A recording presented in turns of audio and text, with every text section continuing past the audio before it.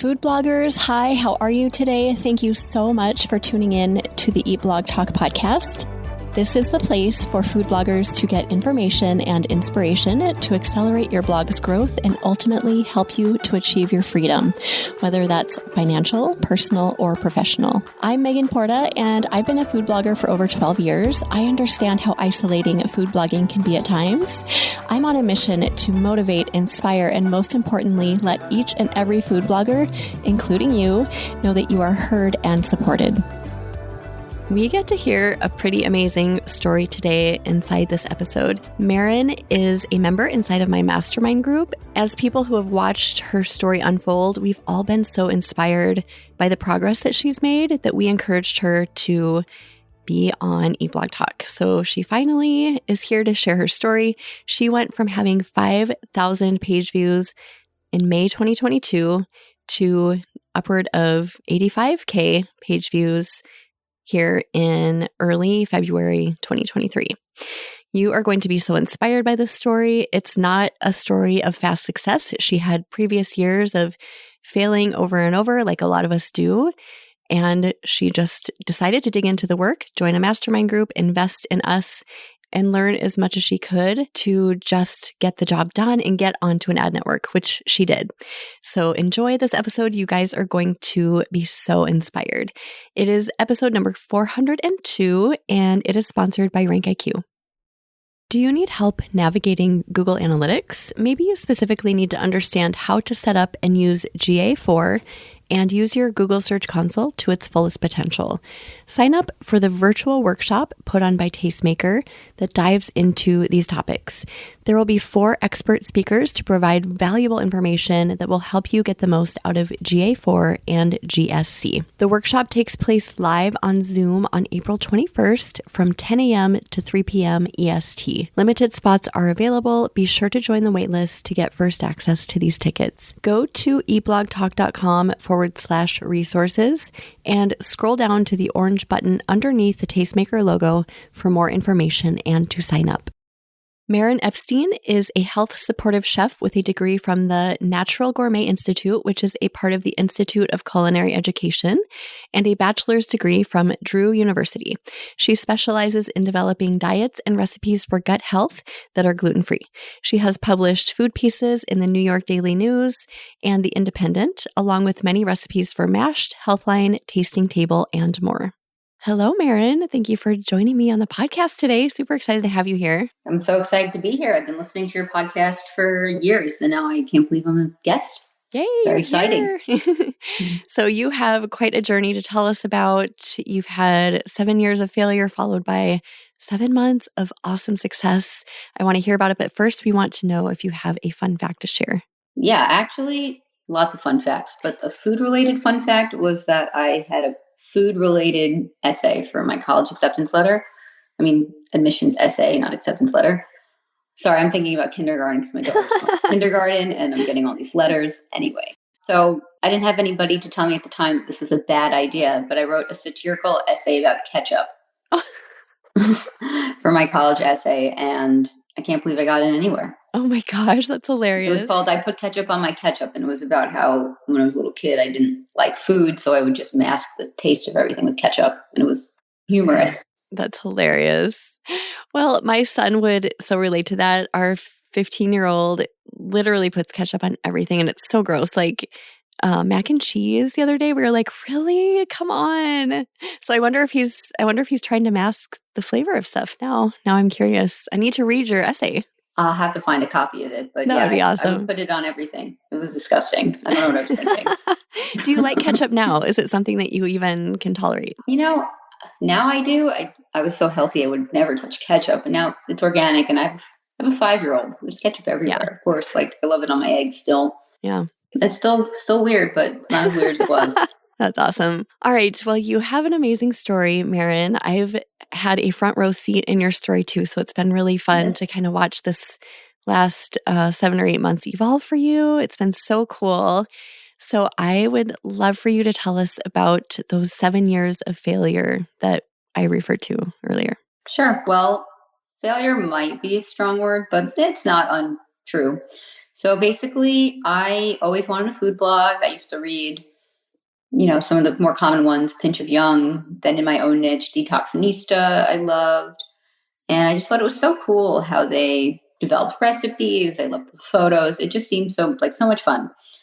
And so I started a food blog. And after years of thinking about it, my previous career, I had a sabbatical from work because my cousin died, who I was really close to. And I just decided, screw it, I'm going to culinary school. So I went and got a health supportive culinary degree from the Natural Gourmet Institute, which is now part of ICE.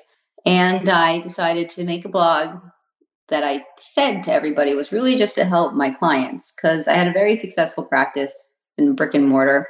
And it was a great, suppository of recipes to help people, because I was a gut health specialist, a colon hydrotherapist, and I would tell people what to eat, but I couldn't tell them how to make it taste good. So after moving from the back end to the front end with food, I started the blog and I started doing all the things, Pinterest, Facebook. I joined Food Blogger Pro and I got going. But there were some pretty big mistakes right from the get-go. I just posted whatever I wanted with no attention to keyword research. I wrote about things that were very, very niche and no one would ever find it. So I got most of my clicks from my email, and then some things floated to the top of Google that had searchability, but that was all by accident, truly. Had no idea. I think like all of my traffic came from one Guatemalan hot sauce post. Nice. Like literally that was it. And an eggplant pate, which nobody calls it eggplant pate. They call it an eggplant spread. But because I did something a little bit off base, again, I floated to the top of the SERPs. But I was always busy with my practice. And then I opened up a second location, and the blog it took a back seat. So I updated it maybe once a month, never really got anywhere.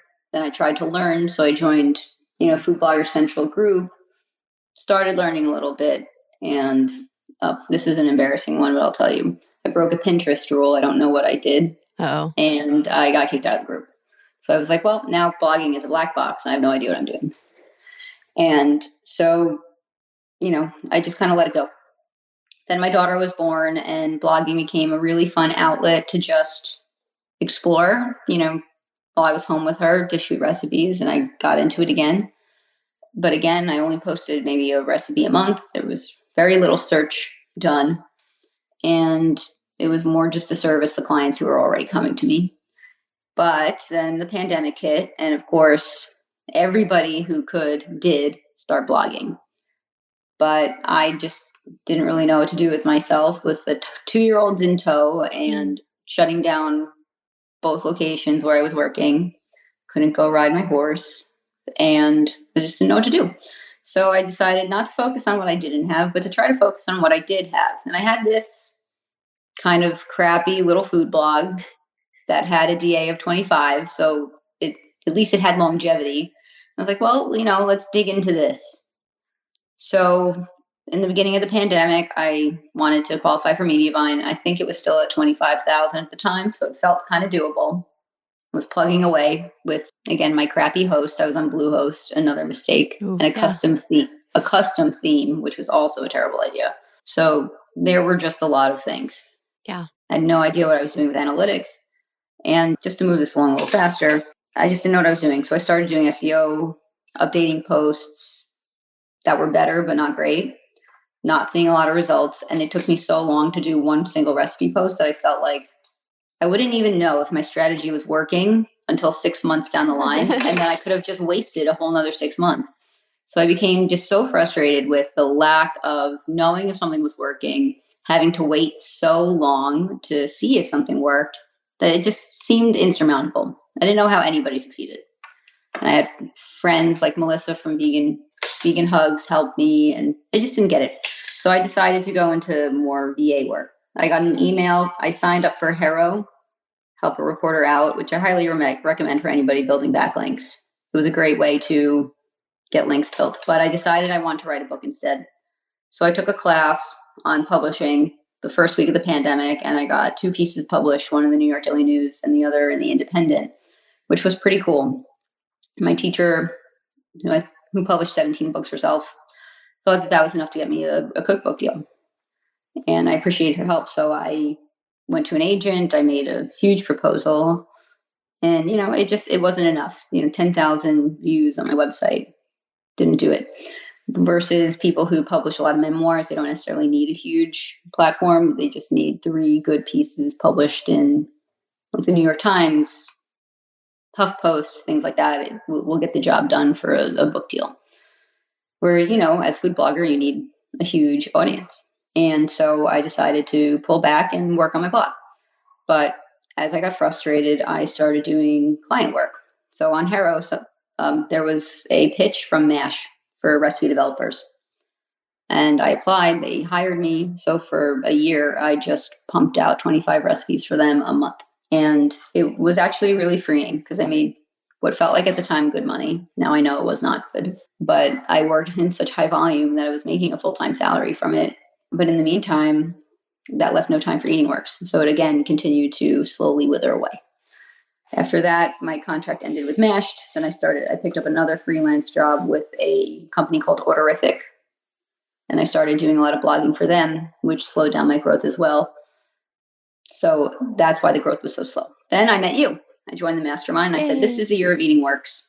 It's either going to make it, it's going to sink, or it's going to swim. I remember that call. You were like, either it's going to make it in a year or I'm leaving.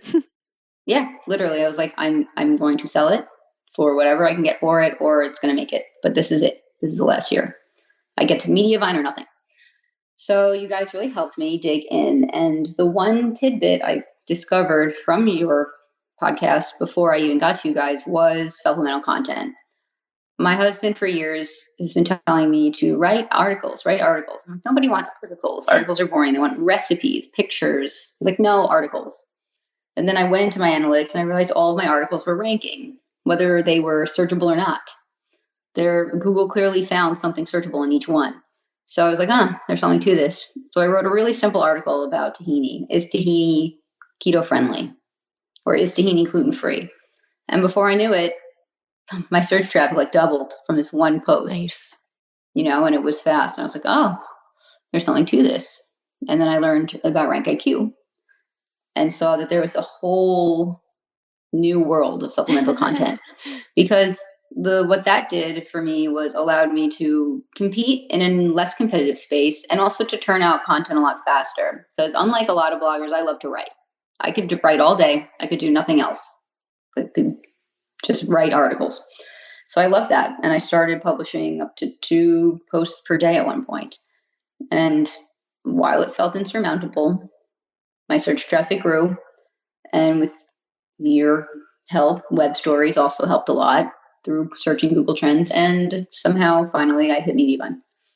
But it was 7 months of grinding after 7 years of failing and flailing that finally did the trick. Such an amazing story. It's not like an overnight success like we hear frequently, like, I just started last year and I'm on Mediavine. That somehow is just like, what? But good for them. Yeah. Yes, absolutely. Everyone has their own story. And I always say that, embrace whatever your story is. But your story is so amazing. And we've just had the opportunity to watch you, Marin, go from feeling like you were flailing to now you're on Mediavine and you've surpassed it. You're not just at 50K. I think you went from just barely 50K to 63 and now upward of that. So it's gaining momentum. 67,000. It went from 5,000 in April to 67,000 to date. Yeah. So amazing. So exciting to see that. So rewind a year ago, or not even a year ago, when you were like, oh gosh, I don't know if I can do this. And now you're here. So shocking. Yeah. Yes. Right. So talk about the supplemental content on RankIQ a little bit, because I think that really was the thing that changed everything for you when you saw the opportunity there. Being someone who liked to write and who could write fast, I think you were just like, oh, this is it. Yeah, 100%. Yeah. So before I even found RankIQ, I just started looking for keywords on key search for supplemental content, like substitution articles and articles about ingredients. Is this, is this, that, and then how to post, how to reheat something, how to store something. And then when I found RankIQ, I just started downloading reports and running with it. And I really taught myself how to write comprehensive posts. And I didn't just use the content checker. I also would compare my stuff to other bloggers out there and really take the time to cover absolutely every single point about broccoli I could. I mean, get really nitty gritty. So that was a real turning point. Yeah. And not to mention RankIQ makes it so much easier because when I don't spend hours and hours doing keyword research all the time anymore. I just go in there and sometimes I can find something that will work. And if I do, I use it. And even if I can't, it's always a great way to find H2 topics. Right. It's like you're hand delivered the silver platter of keywords that are guaranteed to work, basically. I mean, they don't all get me on page 1, but a lot of them do. And if I'm not on page 1, I'm usually like not far behind. Oh, yeah. I mean, the stuff usually ranks on the first 3 pages, like within a day or 2 for me.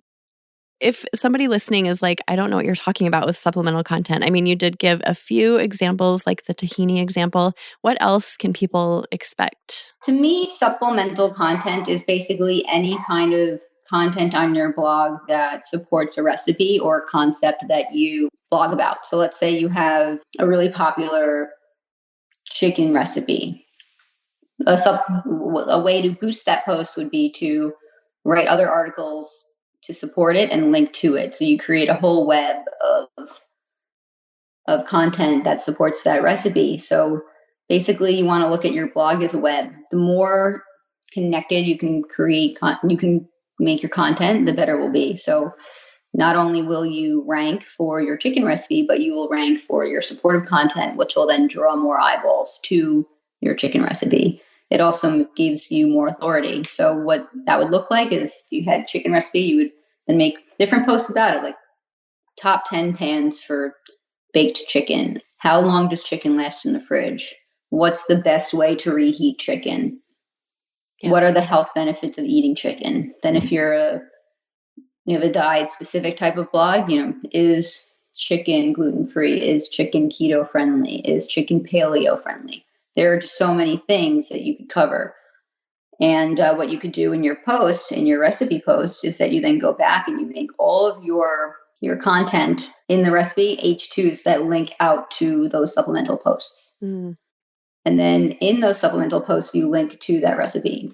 And then you also can link that recipe into bigger pieces of content like roundups. So I have noticed if I start writing multiple pieces of supplemental content about a topic, so let's say chicken, since you use that even if I have a chicken recipe that's like super competitive, I start ranking better for that just because I have the supplemental content lifting it up. And then if I add web stories to it, if I add maybe a web story about, how long does chicken last in the fridge or something really specific like that, and then link to your chicken and all of that other supplemental content, that everything gets lifted up. It's true. Everything lifts. It's like the supplemental content acts like a floater and helps lift those boat anchors off the ground.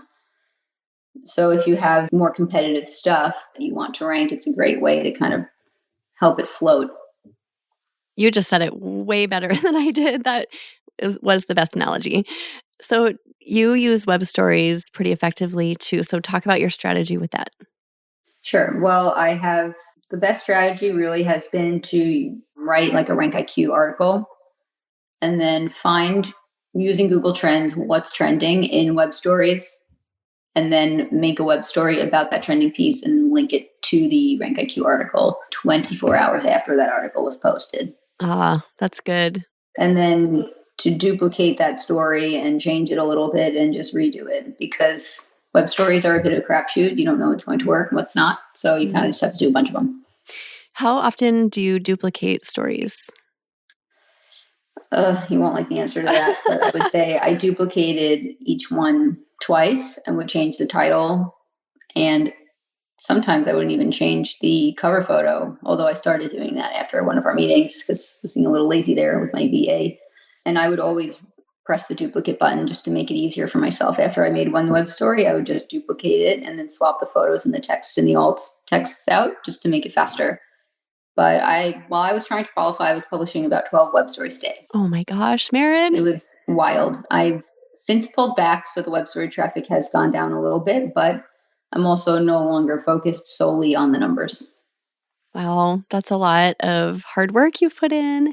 And do you believe in quantity over quality? I mean, I know that you write very quality posts, but what are your And thoughts about quality versus quantity? for web stories, I think quantity. Okay.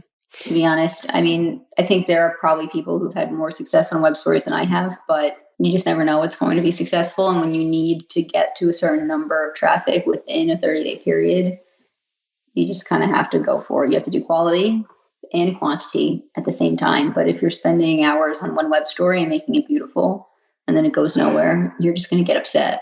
Because that's what I did in the beginning. I had a few instant successes, got really excited, and then kept going with really high quality web stories and got nothing for a month and was totally disheartened.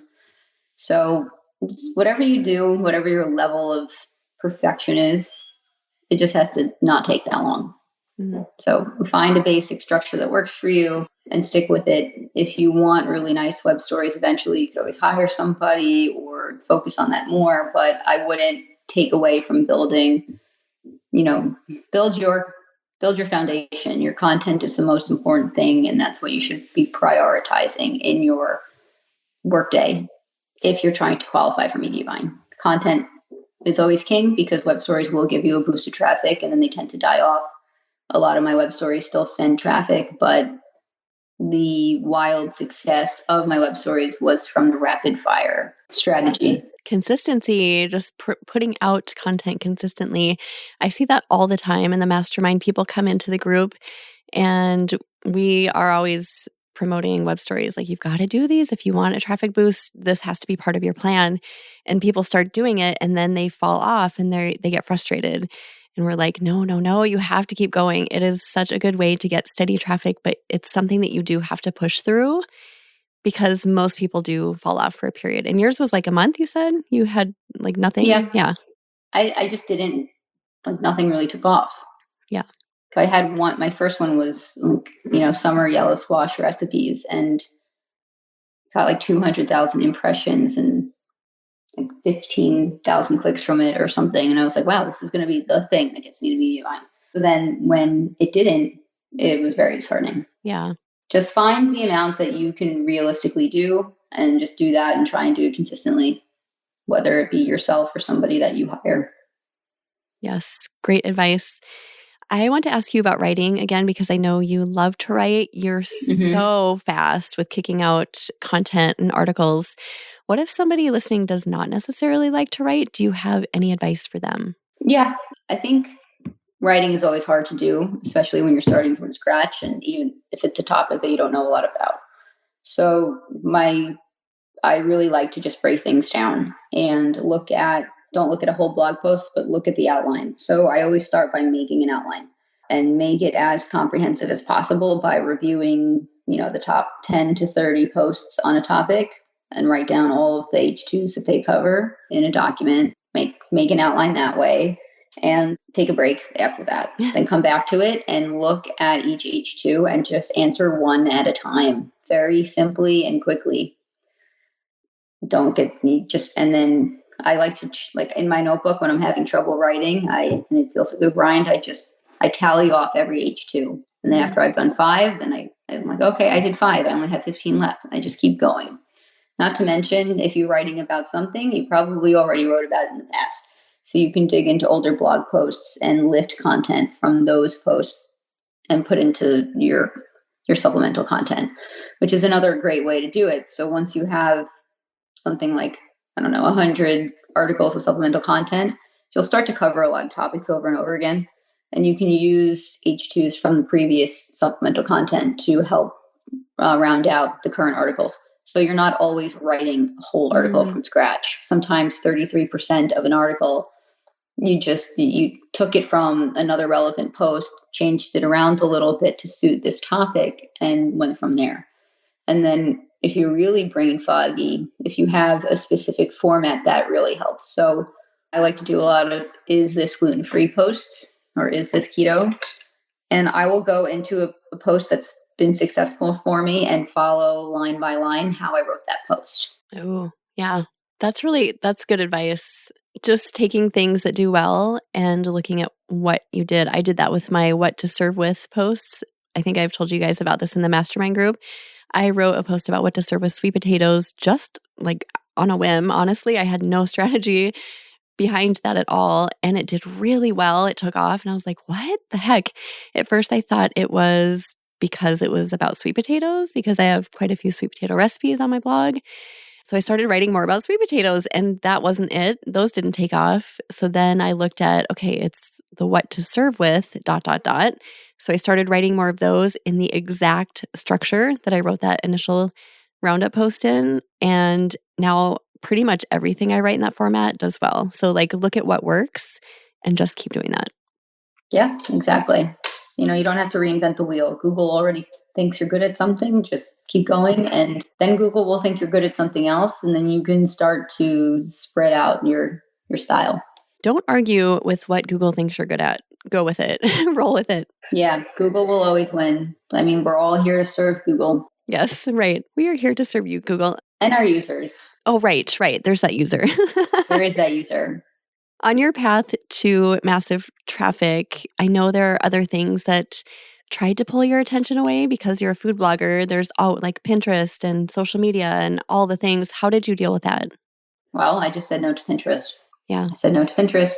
And you and everybody else in our group was like, Maren, Pinterest. And I would try, and every time it would just suck too many hours away. And I just eventually said, it's just not worth it. Let me stick with what works. And I knew that I only have a few hours.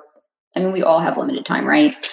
But I don't have a lot of protected time during the day where I can sit down and really focus. So I just wanted to use that limited time where I knew it would best benefit me in the long term, which I knew was in Google SERPs. Yeah. So I said no to growing my Instagram. I said no to anything that wasn't bringing immediate traffic to my site. So I say stay focused and stay in your lane.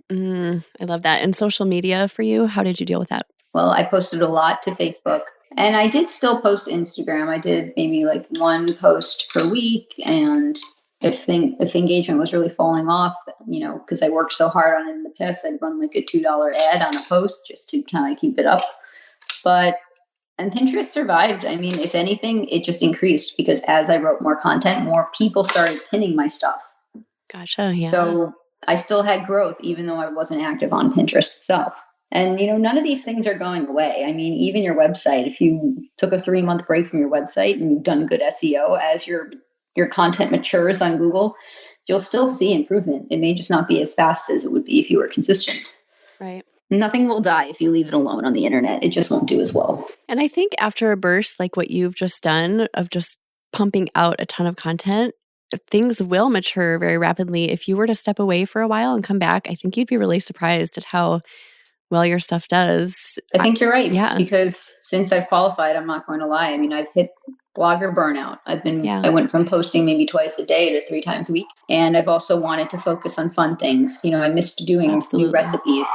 So I've been doing way more new recipes, which take way longer to do for me than articles, which has just slowed me down. But things are still going up. I mean, every couple of weeks, my Google traffic goes up by like 100 clicks or so. So, again, you can't discredit all the work you've done in the past, even if you're not doing a lot of work now, but it is good to be consistent. I am going Marin style, and I'm doing 6 months it started November 1st of 2022.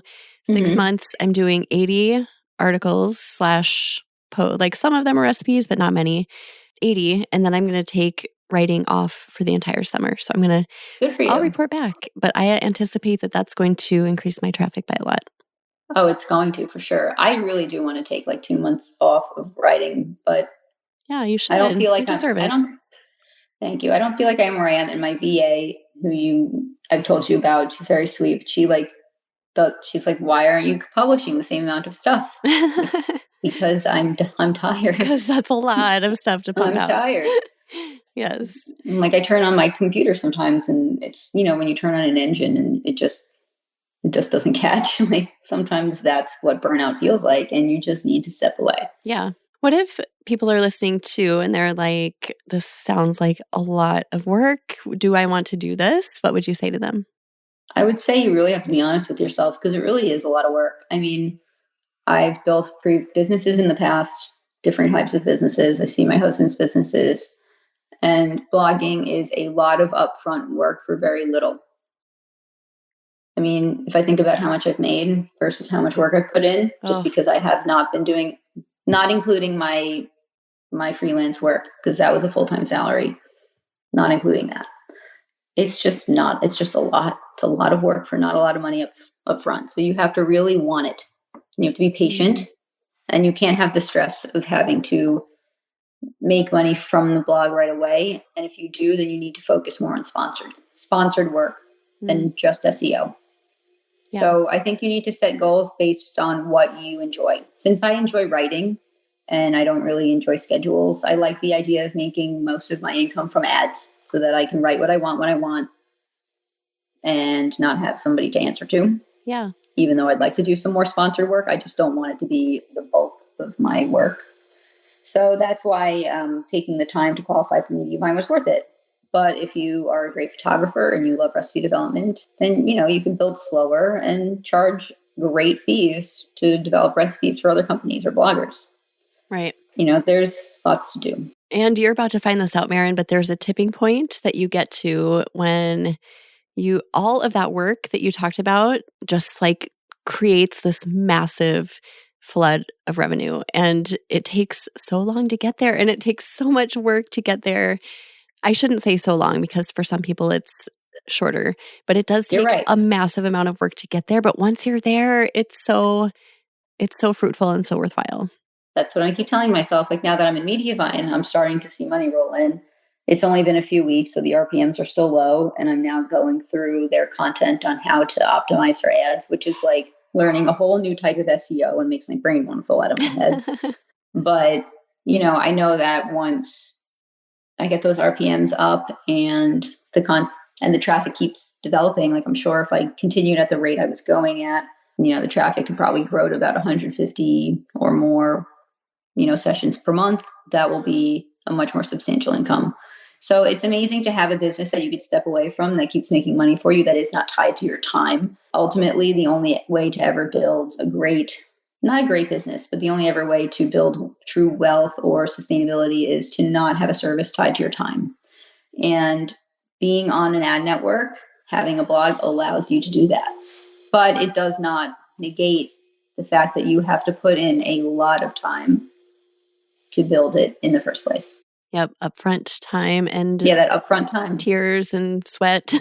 Yeah, but any business, a restaurant usually is in the red for 3 years, but the great thing about a blog is that your costs are low. I mean, sure, it costs money to keep a blog running and it costs money to build one, but you're not renting space, you're not building anything. You don't have to hire full-time employees. You don't need a special degree. You could be from any country.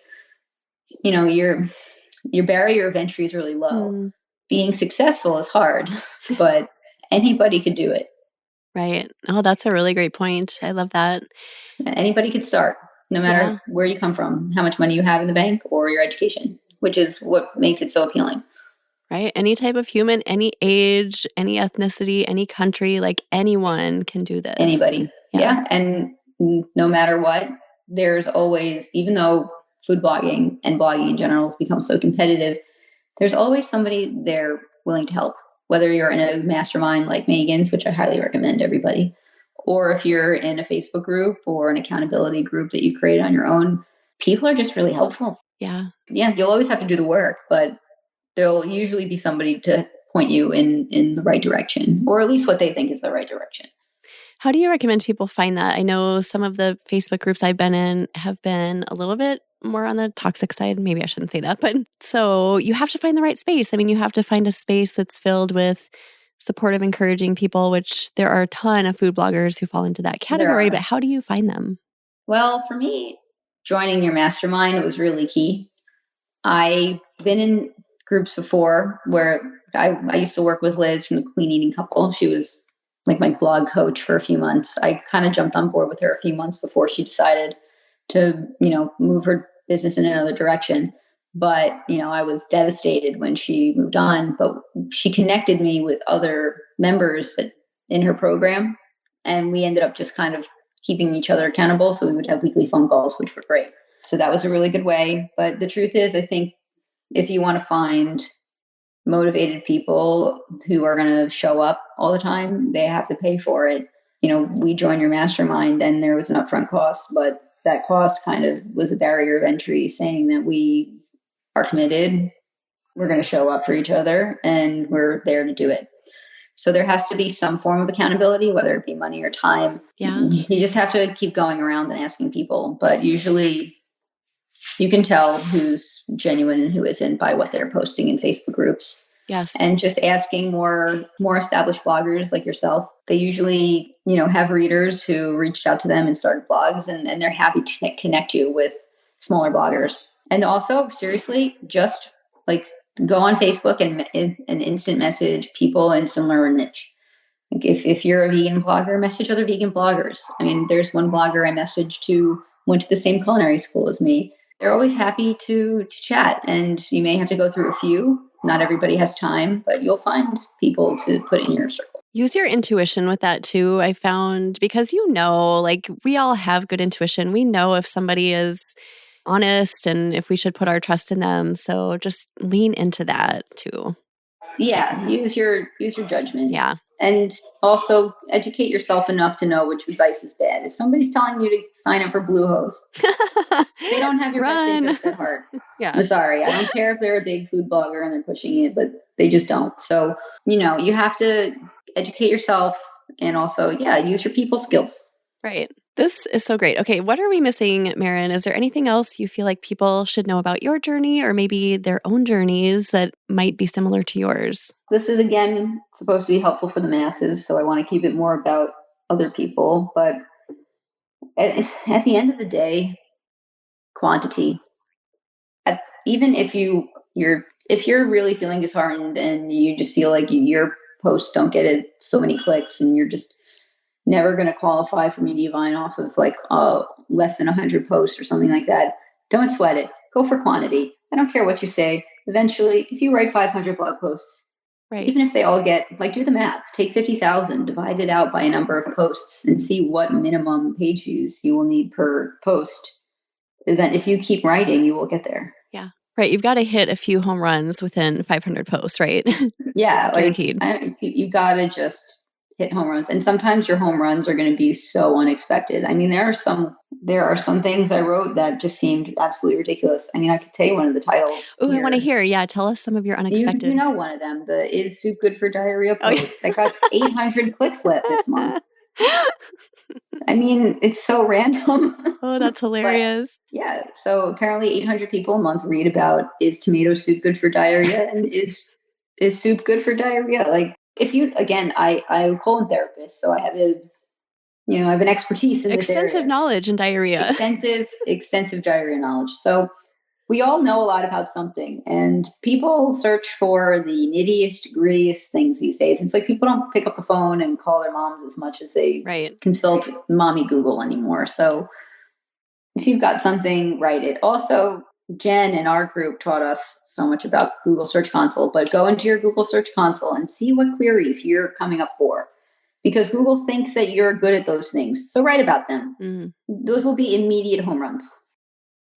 Great little nugget there. Can I tell you one of my favorite pastimes when I'm bored? I go into RankIQ and I look at all of the I like to laugh at some of the keywords that people actually search for. Like the high volume things that people search for in Google are so funny. Oh my gosh. It's true. I mean, you always bring them up in the groups and they do seem absolutely ridiculous. I just think of my husband or something, every time, putting a pan in the microwave or something. Yes. Or what was the other? Can you put a banana peel in the air fryer? Or no, was it, can you put a banana peel somewhere where it did not belong? And I was like, what? People wonder this many times a month? That's crazy. Yeah, people apparently do. It is pretty wild what people people search for. Another good trick, people are going to probably hate me for saying this, but a good one that you can do is you can go and look. There are a lot of bloggers out there who make a lot of money from content, but they're not big on social media. They're just answering questions, And I think those are the ones who are those huge successes. They're just pumping out content.